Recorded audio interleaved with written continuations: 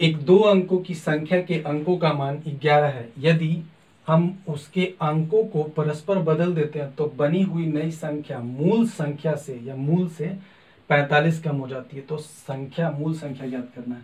देखिए इसमें एक ऑप्शन दे दिया आपको 92, दूसरा ऑप्शन जो है आपको दिया 65, तीसरा ऑप्शन जो आपको दिया है 56 और लास्ट ऑप्शन आपका 83 है। ठीक है, तो इसे हम क्या कर सकते हैं, ऑप्शन से भी बना सकते हैं, डायरेक्ट ऑप्शन से बना सकते हैं। लेकिन इसमें पहले क्वेश्चन को समझिए। क्वेश्चन क्या बोला कि एक संख्या, मान लीजिए अगर हम संख्या लिखते हैं 7 और 5। ठीक है, 7 5 संख्या लिखे, इसे अगर परस्पर आपस में जोड़ देंगे तो कितना हो जाएगा, 7 5 12 हो जाएगा। अब इसी में बोल रहा है ना कि अगर इस संख्या को 75 ना लिख करके उलट दे, यानी 57 लिख दे, 57 लिख दे, तो आप देखो 57 जो है 57 से कुछ ना कुछ कम हो गया, तो वही कम का क्वांटिटिव आपको दे दिया है कि 45 है।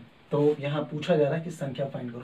तो हम डायरेक्ट क्या कर सकते हैं, ऑप्शन से ही चेक कर सकते हैं। जो अगर इसको एक्सप्लेनेशन मेथड से अगर बनाएंगे डिस्क्राइब करके तो थोड़ा टाइम लग जाएगा, तो बेटर क्या रहेगा कि हम ऑप्शन से बना लें। तो अब देखो अगर मान लिया हम ऑप्शन इसे ही उठा लेते हैं 83 को, चूंकि ये आंसर ही है, तो 83 को अगर उठाते हैं, एक चीज आप देखो, इन सब संख्याओं का सम जो है ना, 9 2 11, 6 5 11, 5 6 11 और 8 3 11, सबका संख्या 11 ही आएगा। तो ये 83 तो संख्या हो गया मूल संख्या। अगर इसे उलट के लिखेंगे तो 38 लिखेंगे। तो 38 को अगर आप माइनस करोगे तो क्या करोगे, 13 में से 8 गया तो 5 और ये 7 में से 3 गया तो 4, यानी 45 आ गया। यानी कि कर सकते हैं कि मूल संख्या यही होगा, तो ये इसका आंसर होगा। लेकिन अगर हम इसे डिस्क्राइब करके बनाना चाहें एग्जाम के लिए तो ऑप्शन ही बेस्ट ऑप्शन है, बेस्ट तरीका रहेगा बनाने का। लेकिन अगर इसे हम डिस्क्राइब करेंगे तो आप ऐसे कर सकते हैं। संख्या कहने का मतलब ये, अगर दोनों संख्या दे दिया है तो एक x होगा और एक y होगा, तो हम लिख सकते हैं कि x प्लस वाई कितना दे दिया, 11। अगर हमें संख्या लिखना होता तो कोई भी संख्या अगर 83 है तो ये वंस हुआ, ये टेंस हुआ, तो वंस और टेंस में अगर संख्या हम लिखते हैं तो ऐसे लिखते हैं 10x प्लस वाई लिखेंगे। ठीक है, 10x प्लस वाई लिखेंगे, तो ये मेरा क्या हो गया, मूल संख्या हो गया। अब बोल रहा है कि संख्या को अगर उलट दिया जाता, तो चलो संख्या को अगर हम उल्टेंगे तो इसको इस तरीके से लिख लेंगे।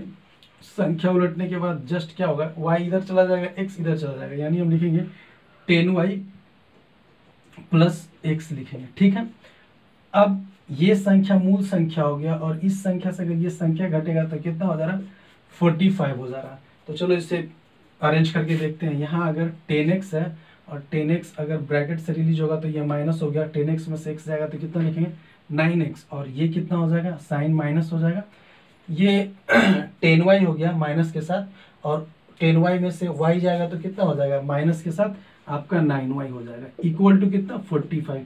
तो 9 यहाँ कॉमन, अगर हम 9 को कॉमन ले लेते हैं तो 9 क्या है, इसे काट देगा, ये दोनों 9 मिल करके इससे काटेगा 5 टाइम, यानी हम लिख सकते हैं x minus y equal to कितना, 5 हो गया। और पहले से संख्या कितना दे रखा है, x plus y equal to 11। अब इसे आप ये कर लो, काट लो, तो y y कैंसिल हो गया। ये हम लिख सकते हैं कि 2x बराबर कितना हो गया, 11 5 16, यानी x का वैल्यू कितना आ जाएगा, 8। अब देख लो x का वैल्यू कितना हो गया, 8 हो गया।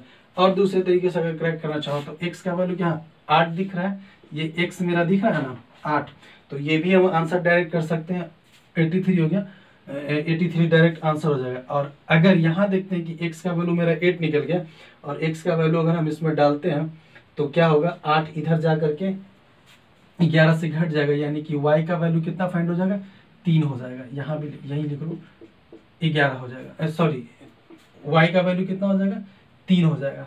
तो अब देख लो x और y को अगर हम देखना चाहेंगे तो x y की जगह पर हम कितना लिख सकते हैं, 8 और 3, यानी 83, ये मेरा आंसर होगा। तो इस तरीके से ये बनेगा डिस्क्राइब में। लेकिन ज़्यादा बिल्कुल सही क्या रहेगा, अगर कोई चीज़ें क्वेश्चन इतना लंबा पढ़ लिया और आंसर अगर चुटकियों में निकल रहा है तो हम उसे ऑप्शन से बनाएंगे, ना कि इस मेथड से। ठीक है, तो ये इसका आंसर होगा।